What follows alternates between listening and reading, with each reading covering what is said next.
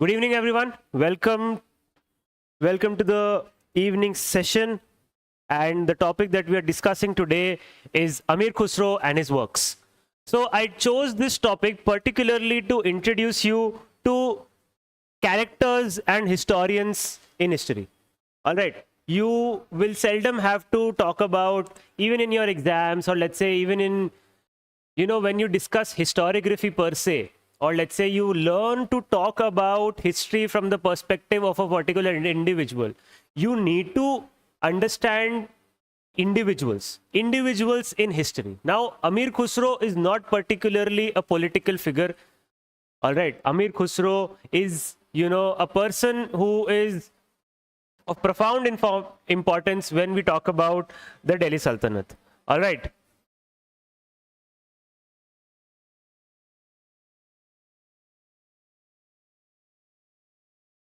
The early part of, the emergence of the Delhi Sultanate, when we talk about how the Sultanate, rose to power, how the Sultanate develops itself and develops a culture, and how we study that particular culture, that political culture, or let's say when we reconstruct the history of that early period of Delhi Sultanate.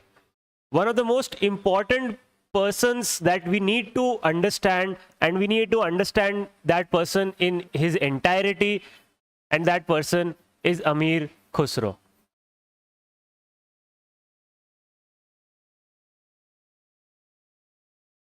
Amir Khusrau. All right. Amir, of course, is a title, and Khusrau was again his epithet, but the name of the guy is Abul Hasan Yaminuddin. If I would give you the name of this person, he writes about it, Abul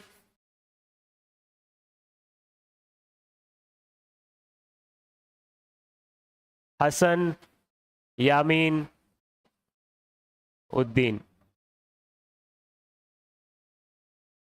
All right. So this is just for information. Nobody's going to ask you that. However, you should know. All right. Now, I would like to give you a little biography of the person. Then we would talk about, certain texts that he's writing. We need to discuss certain works that he's written. And we will then talk about how to place Amir Khusrau in the larger context of studying the Delhi Sultanate, or let's say studying Indian history. Because he's an important person. He is a person who is a court poet, a courtier. He is living in the court of the Delhi Sultans. He's a person who's born in the year 1253. All right. So this is again, early part of the Delhi Sultanate. The Sultanate emerges in India in 1206, or let's say 1192. All right. And Amir Khusrau starts to produce literature for, let's say, the first 100 years, or let's say the first 150 years of the Sultanate. Amir Khusrau has to be placed in the early 150 years, and we can reconstruct the early 150 years of the Delhi Sultanate by understanding Amir Khusrau as an individual. Now, Amir Khusrau is born in Etah, Uttar Pradesh. All right. He is born in Etah, or Etawah, in UP, and he's the son of a noble. He's the son of a migrant, a Turkish migrant, and the name of his father is Saifuddin Shamsi. He's a Turkish migrant. Saifuddin Shamsi. All right. And his mother is the daughter of another noble, a noble whose name is Imad ul Mulk.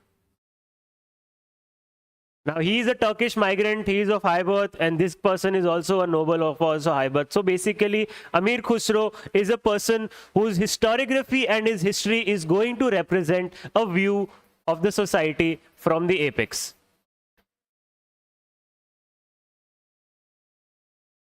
If we talk about Khusrau, he would lie somewhere at the top of the pyramid of the society of the early medieval period.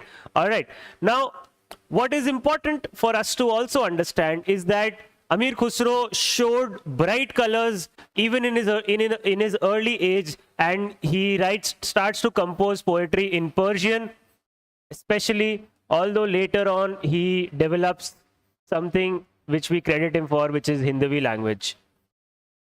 All right. Because of writing very, I would say, profusely and beautifully in Persian, he is given the pen name, or he takes up the pen name Sultani. He takes up the pen name Sultani in his early years before getting into service of the Delhi Sultans. All right. Now, before getting into service of the Sultans per se, Khusrau gets into the service of Khishlu Khan. Khishlu Khan, who is a noble in West Delhi.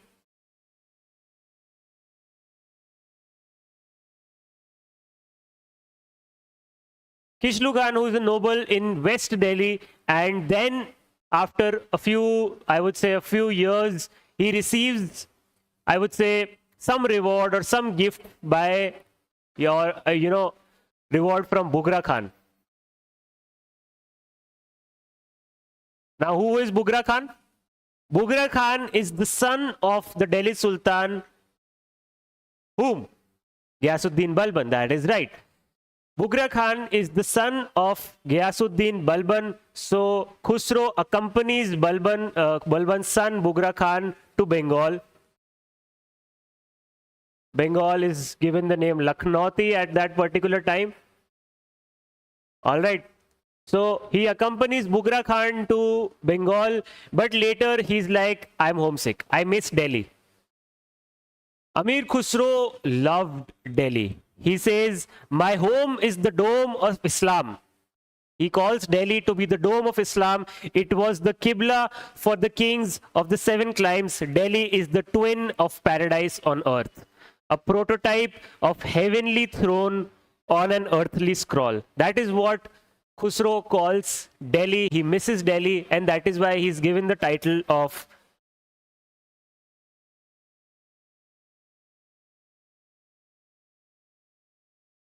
Dehlvi at times, because he loved Delhi.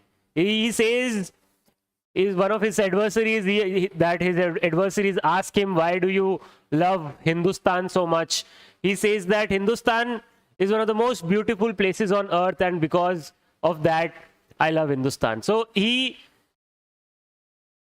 is definitely one of the people who does not, want to be enemies of Hindustan. He is trying to build up an image, a culture in the Delhi Sultanate that believes in the beauty of India. And I would not call it India, I would call it Hindustan, because that is the name that is, given to India at that particular time period. So that is basically the beginning of Amir Khusrau with the Delhi Sultan, because now what is going to happen is when Amir Khusrau leaves the service of Bughra Khan, he comes back to Delhi and he gets into the service of Kaikubad, of course. But before that, he goes to Multan. He goes to Multan for about 5 years. All right, for about 5 years, he goes to Multan with his friend Amir Hassan Sidzi. All right. He goes to Multan with Amir Hassan Sidzi, and he gets into touch with the Suhrawardi order of Sufis. That is when he gets into the company of Sufis, and then that is when he develops the idea of performative worship, or let's say what we call it, Sama. All right, Sama. And this is when he starts to compose poetry in the form of, I would say, Masnavis. And when he later comes to India after 5 years, which is in the year, I think, 1285, because what happens is that Multan is under siege by Taimur Khan Tartar. All right, so what happens is that there is siege in Multan, so therefore he has to come back to India. And what happens is that he starts to compose such sort of Masnavis and such sort of literature, which, Masnavis are basically literature, or not literature, it's poetry. And I'm talking about Masnavis, which have got a rhyme scheme, AA, BB, CC. basically verses, couplets and stuff like that, which he later develops in Hindi, which we call dohas also, because he later writes in dohas too. So he develops this idea, and one of the great contributions of Amir Khusrau from this particular time period is when he is talking about and when he starts to compose what later develop into what we call today as Qawwalis. The tradition of Qawwalis in India is introduced and worked up by Amir Khusrau. And even today, if you go to the Dargah of Hazrat Nizamuddin Aulia, this sort of celebration of worship, and I would say Sama Bandh Dena, still happens even today, which is a practice that was introduced into India some, I would say, 700, 800 years ago by Amir Khusrau. Khusrau was a disciple, he was a follower of this person, and I'm sure you are familiar with the name of this person, which is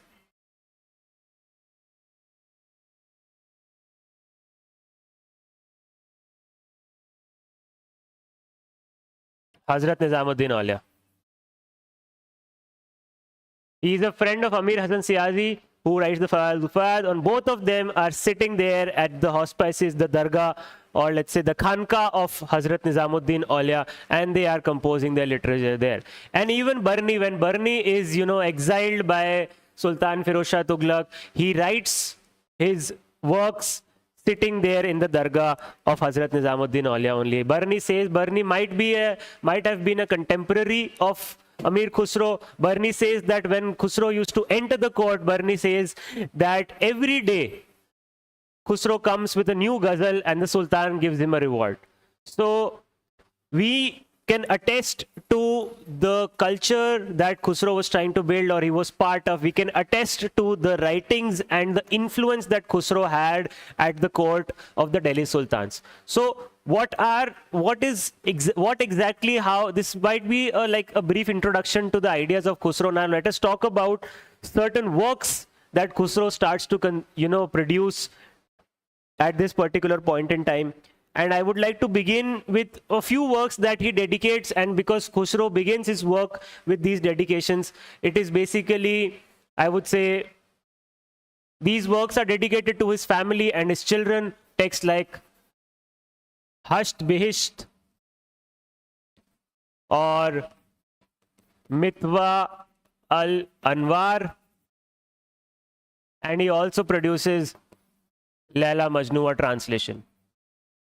He reproduces the story. So these are the texts that he, writes for his family and children, because once he comes back to Delhi in, 1285, he spends some time with his family and he starts to write for them. But later on, Khusrau is asked to accompany Sultan Kaikubad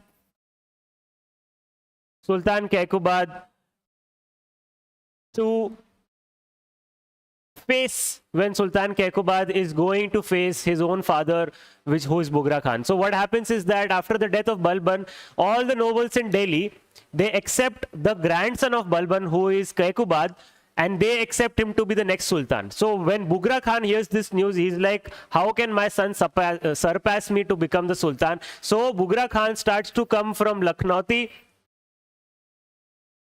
Bengal to Delhi. All right. And Kaikubad moves from Delhi to Lakhnauti, and both of them, they meet at Awadh, somewhere around Awadh. So because Kaikubad at that point of time is there somewhere in the northwest. So what happens is that when both of these people are meeting, Kaikubad asks Khusrau to accompany him to meet his father, and that is when, so because Kaikubad wants Khusrau to document his journey to meet Bughra Khan, but Khusrau somehow cannot do that. So when Kaikubad returns back, that is when he asks Khusrau to compose something about his meeting with his father, which Khusrau starts to describe to be a very emotional meet between a father and a son, because he calls that text, and I will give you the name of that text,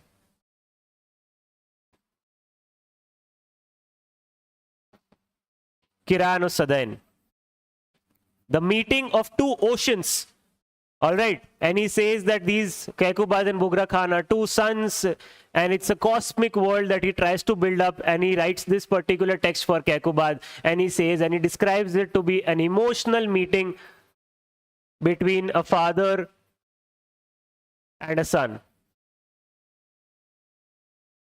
All right, this is one of the first court chronicles, or I would not say chronicle, but because it is in a poetic format that he writes, which is the Kirano-Sadain.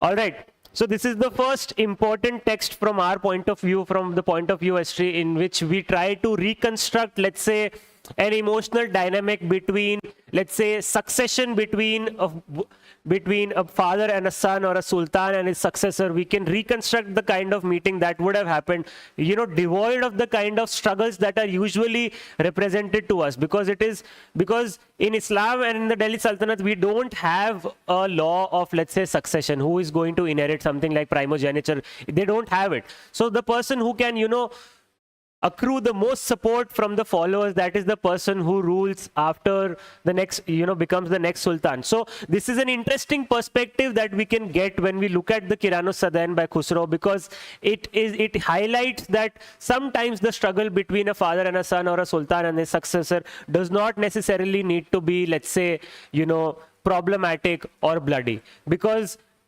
you know, Bughra Khan ultimately accepts his son to be the next successor pretty easily. So what happens next after Kekubad dies? So Kekubad dies, and what happens later on is that after Kekubad, Jalaluddin Khilji is going to become the next sultan. So the next sultan's chronicles, and, you know, Khusrau enrolls again in the service of the next sultan, Jalaluddin Khilji. So for Jalaluddin Khilji,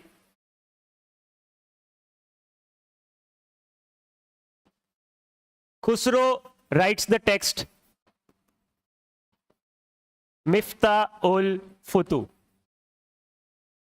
It is a text that is written for Jalaluddin Khilji, and Khusrau writes this text celebrating all the victories, and, you know, a listing of all the victories of Jalaluddin Khilji. And he says that Jalaluddin Khilji, and because of this text, we understand that Jalaluddin Khilji was a much softer sultan as compared to, let's say, Alauddin, or let's say, you know, the sultans before him, let's say, which was Balban, or let's say someone else.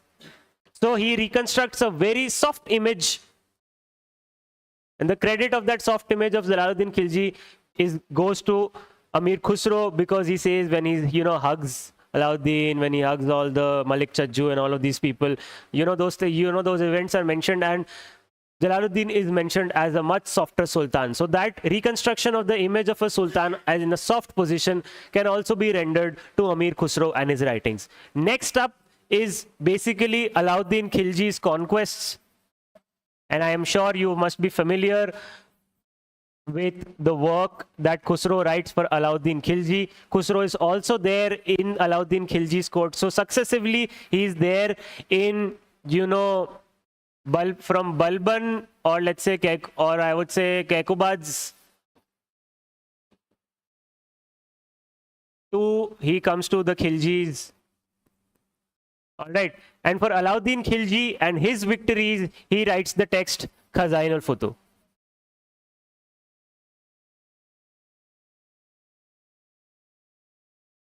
Khusrau is an eyewitness to all of these victories. He is accompanying sometimes the sultan, sometimes the nobles, to wherever these wars and victories are taking place. And that is why Khusrau's account of the Khilji period becomes so important, because he is the only eyewitness to all of these accounts.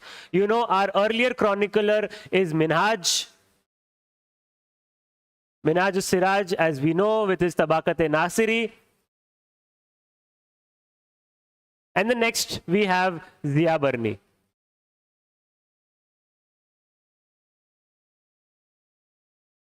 Who writes the text, you know, Tariq-e-Firoz Shahi, as we all know.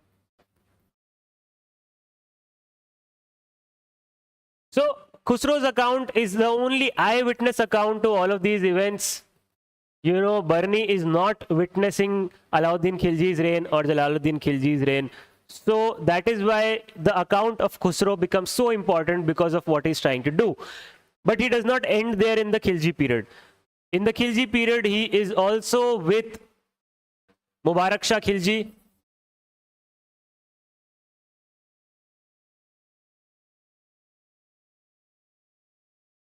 All right, he is also there with Mubarak Shah Khilji, and he, writes about the culture of India, and he writes about the beauty of India during the reign of Mubarak Shah Khilji. And this is one of the most important texts from our point of view of reconstructing Indian culture during that time period. And that text is No Sipir. All right, which can be, translated as Nine Skies, basically. And it's so beautiful description of India. It's a beautiful, beautiful description of India, and it is immensely important for us to understand the kind of culture, or let's say geography, of India during this particular time period. It is extremely important for us. And there are other texts also in the Khilji period that he writes, which is something that is, dealing with Deval Rani wa Khizr Khan. Khizr Khan is basically the converted son, and he, Deval Rani is from Gujarat. So this is, kind of advices to Alauddin Khilji about his son, and both of these people who, both of these, this couple that wants to, it's a love story between these two people. But it is not devoid of history, because it, includes certain parts in which, Khusrau is talking to Alauddin, and he says that he should be calm in terms of how he's dealing with the situation of these two individuals. All right. So this is again an important text. This is again an important text from the point of view of the culture and the image of the Delhi Sultanate that we can reconstruct with the text of Amir Khusrau. Now, one of the last texts that I would like to talk about is when, Mubarak Shah Khilji has gone into, some fondness for his male lover, who is Khusrau Khan. All right. So Mubarak Shah Khilji has got his male lover, who's Khusrau Khan, who ultimately conspires against him and, kills him. So, and all of this, and ultimately Khusrau Khan is then killed by Ghazi Malik, or let's say Ghiyasuddin Tughlaq.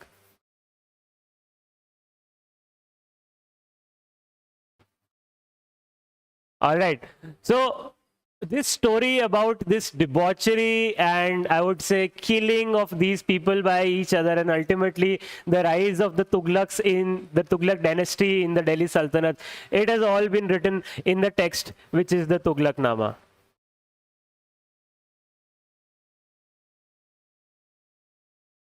And, Khusrau is an eyewitness to all of these things. So it's wonderful how this person is, in the Delhi court from the time of, let's say, Balban till about Ghiyasuddin Tughlaq. So he goes through a 50, 100, we can reconstruct almost a 100-year period with the writings of Khusrau, with the founding of the Delhi Sultanate. Khusrau is the product of what comes out of the Delhi Sultanate in the first 150 years.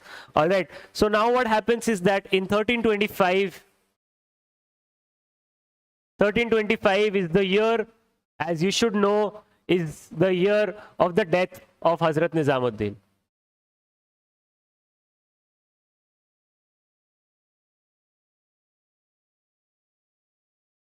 At that point of time, Khusrau is somewhere there in the east. He's on a battle, and Khusrau hears the news about the death of Hazrat Nizamuddin. He was one of the favorite disciples of Hazrat Nizamuddin.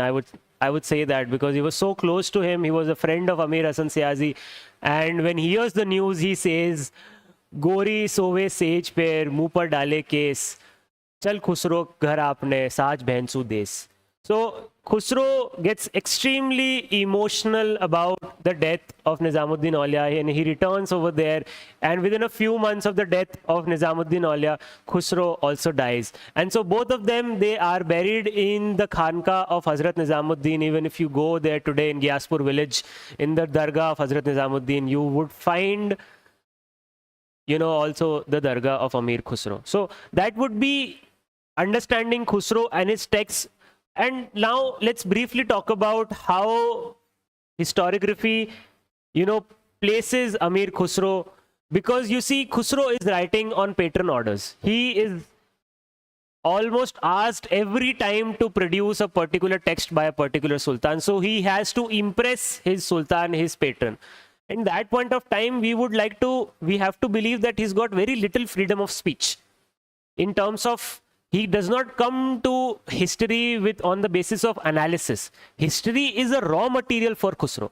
He is witnessing all of those accounts, and those accounts are there and everybody knows about it. But Khusrau's task as a court poet is to immortalize those things in as beautiful Persian as possible. All right. So history for him is, you know, a raw material of where and how the Sultan would like to remember himself. So we need to understand the point of view of how Khusrau is writing. All right, wherever he's writing his Masnavi or his Ghazals or his Kitas or Qasidas and all of those kind of writings that he's trying to compose or he's composing, we need to understand that it is coming from and where the orders for the composition or let's say the compilation of these texts is coming from. All right. However, to write under the patronage of kings, it does not, it does not necessarily charge Khusrau to be guilty of, I would say presumptions or basically lying to us. We don't have to place Khusrau to be a person who is exaggerating stuff and, lying to us. Why would a person be tempted to lie if he's, placing certain records? We need to understand that that is where our task as a historian comes. We need to understand that to write under the patronage of kings may establish an assumption of guilt against the historians, I would say historians' veracity and the historians' independence. But it doesn't necessarily make that person to be guilty of doing that.